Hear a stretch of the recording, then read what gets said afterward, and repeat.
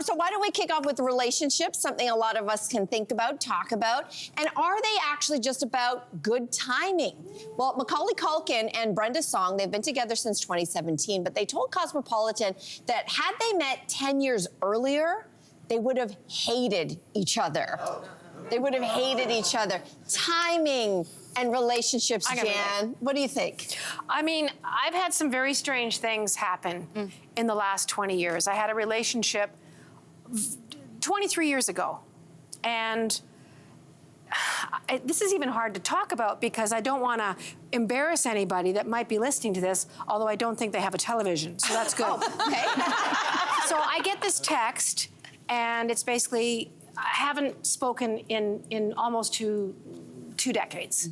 So, you know, do you have a chance to talk in person? Absolutely. So I get the phone call. I'm thinking, is everything okay? Did your parents die? What's going on? And the conversation went on for 20 minutes, and I'm kind of like, let's get to the point. Like, what can I help you with? What's going on? And then it was like, do you think I'm just going to say it. Is there any chance that you and I could get back together? Oh, wow. 20 years later. I am not kidding you. And I just thought, and I was really kind of flattered. It was a little vindicating.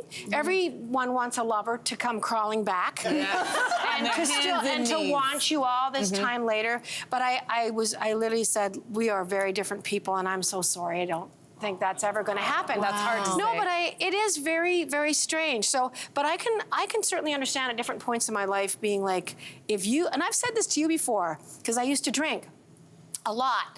And I say, Cynthia, you would have hated me if you met me when I was... I think I would have loved you, but I mean, I disagree. But I actually remember very vividly when hearing this story that when you first, I had never met you, none of us had, and you were shown a picture of what this show was going to be with the four of us. And you were like asked to be on the show, and you said, and I quote, sort of, I don't want to be on that show. That's the tight dress and big hair show. Is that correct?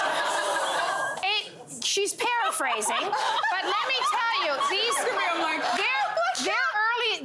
Andrea, help me. With my big hair and my tight dress, how am I going to help you?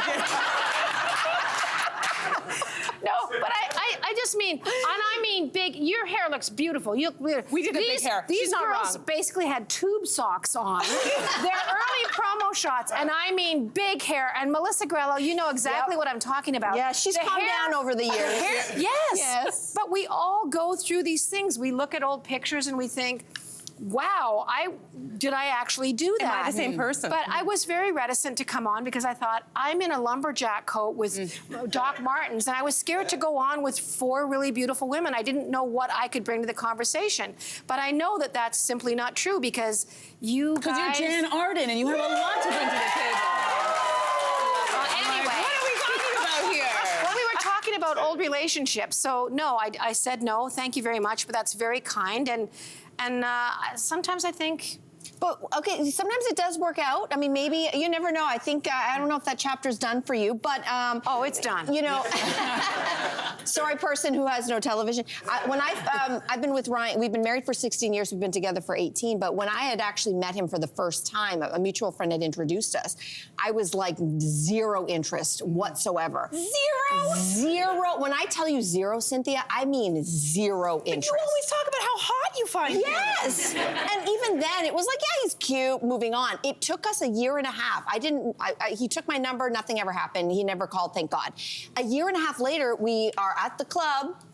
We're at the club, I'm on the dance floor, and all of a sudden I look and I just went, zoom, and I saw him.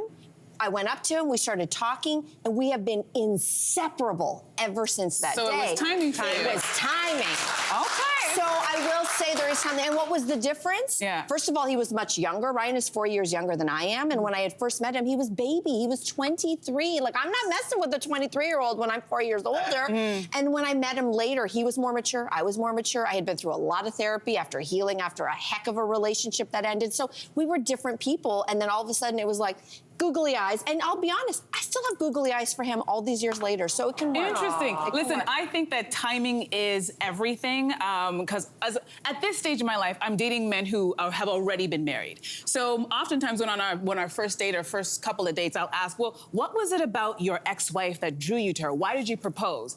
And I'm expecting some wonderful story of like, it was instant chemistry. I was looking for the right person and I really knew what I wanted. And oftentimes, I'm telling you like 80% of the time, they're just like, well, you know, it was just about that time. I figured it was time for me to get married. She seemed like a nice girl. So I proposed and I'm sitting there going, oh my God, you'd be surprised. So many of them do not have, it wasn't this beautiful moment. It was just kind of like, yeah, I didn't want to be the old guy in the club. So I figured, you know, this is a nice girl. So let's just do this. And I'm like, okay, check please. Right? So I think timing has a lot to do with a lot for a lot of people. Hey, you, come a bit closer.